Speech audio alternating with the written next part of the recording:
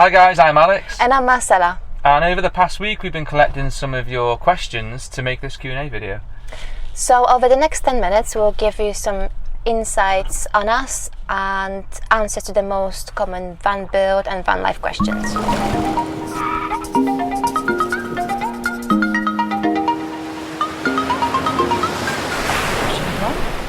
Question number one. Question number one. Martin Williams, can you tell us more about your past? Shady. Don't like talking about it. So we met in uni, 2011.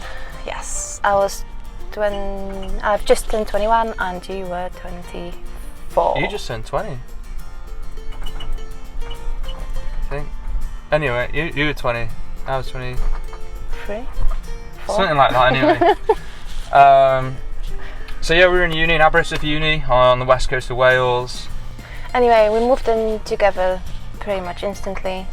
After the university, we worked on various businesses together for 5 years. Yeah, so we had a car dealership and a couple of little things like hypo.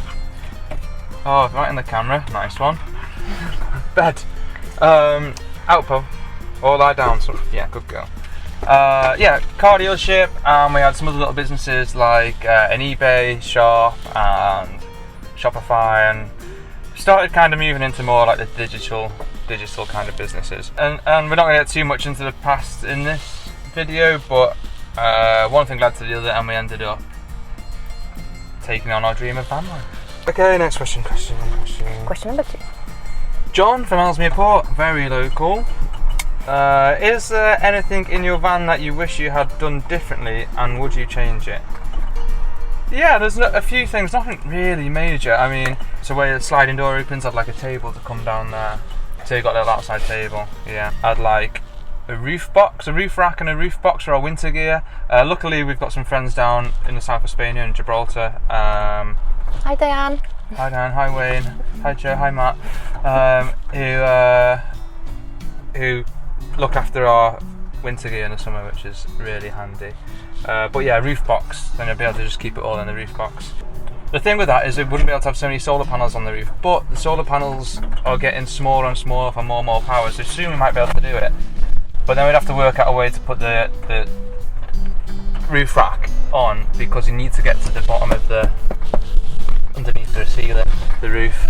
Yeah. Plus it's so like, it'd be a pain to bolt it on now, but we might be able to work it out. and I think it's sort of enticing for potential robbers. The colour of the upholstery, especially now we've got 2 dogs, it gets dirty really fast. And it wasn't even meant to be like so bright when I was ordering it off the internet. It was meant to be greyish, but it came out bright cream. We weren't planning on having dogs though, were we? No. To be fair, it makes a difference. Yeah. It was okay till the dogs came along. The other thing that I think I would change is the position of the fridge. So it's just underneath here and it's a bit awkward to get to it. I would swap it with the toilet, which we don't use anyway. I'd put the gas bottle outside, so we'd have a whole extra cupboard. Yeah. A bigger water tank would be great. It's 70 litres, but Yeah. I think you can get 100 litres at least. Yeah. And as for would you change it, well the outdoor table I would, but the side door actually nearly touches the kitchen unit as it is, so we wouldn't really be able to put anything on there. Sam Hereford, is there anything you regret putting in the van or not having? Nope, don't regret putting anything in. Regret not having aircon. Yeah. As in just not a big unit, but just the van itself having aircon would be nice just when we're driving. I mean, it's okay when we drive because we put the windows down, but when it'd be nice to be able to have the windows up though, wouldn't it? So it's not like... Yeah, and when you get into the cities and you get stuck in the traffic, and opening windows doesn't do anything anyway. Okay, next question. 05R Isle of Man. What do you do for money and how do you get your kicks? What's kicks? Kicks are like so I kite surf and what do you do for fun, really? Get you going. Get you going. So for me, yeah, it's kite surfing, making videos, editing videos, snowboarding, in the past some other things, but that's what I do at the moment. That's what I enjoy now. Yeah. Yeah, I'm a bit more chilled, so I like my cooking. I enjoy reading a good book, beaching and learning new things, which I've got a lot of time to do. And you like snowboarding? Yeah. Like snowboarding. Yeah. And there was another part to that question, wasn't there? What do you do for money? Now, obviously a really common question we get asked a lot about. So I do a little bit of kite surf instructing, but not so much anymore. I'd say we've got multiple streams of income. Yeah, there's definitely multiple streams. I think that's something you need as well, really, in this sort of lifestyle. Just because usually it's little dribs and drabs from places. And you don't put all your eggs to one basket, which is quite important. Yeah. I do a little bit of social media for a couple of companies. There's obviously YouTube, which isn't a lot, but it helps to get by. I wrote an ebook, and also Marcela's writing an ebook now, another one. Mine was about building the van, which there'll be a link below too, I'm sure. And mine's gonna be on how to make money on the road. Yeah, so, yeah. But there's plenty of ways which you can get income. What else do? We participate. You do match betting? Match betting. We participate in a few affiliate programs. Yeah. But yeah. Loads of little ways, but yeah. Watch this space. Book and video to come. Yeah. Thank you, 05R. Verse Chief. Do you try to use as little water as possible? Yes. Most of the time, unless there's a close source. Yeah. Then we go nuts. Yeah. Everything gets washed. Yeah, exactly. Travel with Mike from Bournemouth. How many miles have you travelled so far? I didn't check. I don't know. 26,000. 26,000 miles. Not a lot, really, to be fair. No, but we've spent a lot of time in static. Yeah, like travelling's great, but I think you have to spend at least a month in the place to really get to experience that place. Get the feel of it, yeah. Yeah. Sherry W. Hi, Sherry from Abbotsford, BC, Canada. Will you ever come to Canada? Some people come over and buy a van and sell it when they leave, or some of them get their van shipped over. So I've been to Canada before, just on holiday to Whistler, snowboarding, which was amazing. What a country, loved it. As for going over in the van, we wouldn't ship it over because I think it'd be really expensive. And we've got dogs. The dogs is the thing, visa's the thing. I would love to come over there, buy a van, build it out there, do a whole build video again. Travel for a bit. I mean, how long can you travel without, 3-month visa or something you could get? So building a van doesn't make sense then. Yeah, and then building a van takes up a lot of that time, your visa time. It sounds good, I would like to do it, but I don't know. Realistically, it's going to be sort of a few weeks holiday rather than going over and traveling for a few months. With the dogs. It's not, we can't. I wouldn't like to leave them for more than a couple of weeks somewhere. Yeah, that's it, isn't it? Maybe when the dogs are dead. We've got loads to do when the dogs are dead. Gavin Young, have you got a favourite YouTube van lifer? No. No? I like Van Dog Traveller, but I don't think he's very active on YouTube. And for me, so indie projects would be my favourite, and then it's a tie-off between Eamon Bec and Nate Murphy. Nate Murphy's kind of left he's kind of going more rock climbing direction, so it's hard to say, but Eamon and Bec are good. I like their channel, they're very, very comprehensive, loads going on in it all the time. Indie projects are just amazing, I love how real they are, they're real down to earth guys, and so they're my number one. Yeah. Joe Weston, hi Joe, how you doing mate? What are the main things you miss about a house, and why is van life more beneficial to you? I miss bathtub and washing machine. Just for me, it's just using as much water as I want, and having a shower every day. I want a shower every day. Well, that's where all the water's going then. And why is van life more beneficial to you? It's beneficial in many ways, obviously. So I'd say. Go on, sorry. No, go ahead. I'd say two main ones for me would be The van life is, well, definitely cheaper, less expensive, and it's more agile. Different place, different day. If I don't like somewhere, I can move. I open the door and I'm outside, especially here in Spain. It's just, you know, you've got a massive, huge garden. You can let the dogs out, be with them every day. And for me, van life's more beneficial. Actually, in a career way, I've now got time to work on something I've wanted to do for ages. YouTube channel.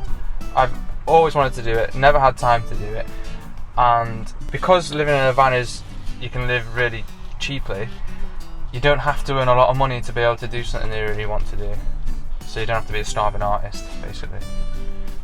So yeah, it gives you time to really do what you want to do. Yeah, it's just like semi-holiday. You still have to put a bit of work, but it's part-time work. So Joe also asks, apart from Tarifa, favourite kite spot? Tarifa wouldn't even probably be in my top 5, I don't think, because yeah, the good thing about Tarifa is the reliable wind, but the conditions they're really not that enjoyable. No, just well, Tarifa's got the community, and that's, I think, yeah, it's a cool, that pushes it up. It's a cool place and everything, but the water conditions and the wind conditions aren't that great. Most of the time it's just choppy, and most of the time the wind's really gusty. But you know, it's good to come and have regular wind to be able to keep practicing, learn what you want to learn. And then when you go to somewhere with nice conditions, it also makes it a lot easier to kite. So my favourite spot, there's a really nice spot in Greece that we stayed at for about 6 weeks. I maybe I've got a bit of B-roll actually, I can just run over this now to show you a bit of that. But some of the best conditions I've actually kited in all-round conditions, to have a bit of wave, a bit of lagoon, good wind, would be in the UK, probably Rhyl, Rhossaigon, Newborough, North Wales. You know, you don't know what you got on your doorstep back in the UK, that's the thing. Yeah, thanks Joe. Down East Anglia, England, did your tank heaters actually stop your water tanks from freezing when you were in the Alps? Short answer, no, it didn't. It froze into a big block. But it depended what would happen. I worked out it was something like down to -6. It'd keep it from freezing for about 3 days. But as soon as it went over that time, or lower than that temperature, it'd freeze. What a lot of people did was have internal water tanks. What I ended up doing was filling up loads of water bottles and just keeping them in the van and using them rather than the pump. I think the tank blankets might be better than the probes. Don't know, but I think it might be. But isn't our tank wrapped up anyway? Yeah, wrapped in some. Oh, okay. It's not electric, it's just wrapped in insulation. I'll put some links to tank blankets below. So. Awapapo. What? Awapapow. Awapapo. Right. Okay. So this is in relation to the van build. How much and what type of training do you have? How did you learn this? So the only training I had was in school, just in high school doing design and technology, which up until a couple of days ago I thought that, you know, every school did that. But Marcela told me that in Poland you don't do design technology, you don't do any woodwork, anything like that in school. Well, not manual as such, no. So that's where I learned anything like this. And then as I was through my teens, I was like playing with cars a bit, modifying and fix them and stuff like that. And anything I didn't know, I just googled it. It's all out there. It's there for you. It's there for your perusal. Yeah. Jessie May, how is the wood attached to the roof? Nails, glue? It's tongue and groove cladding, and we've got screws. Yeah, there's battens that go across here, and then just screwed in.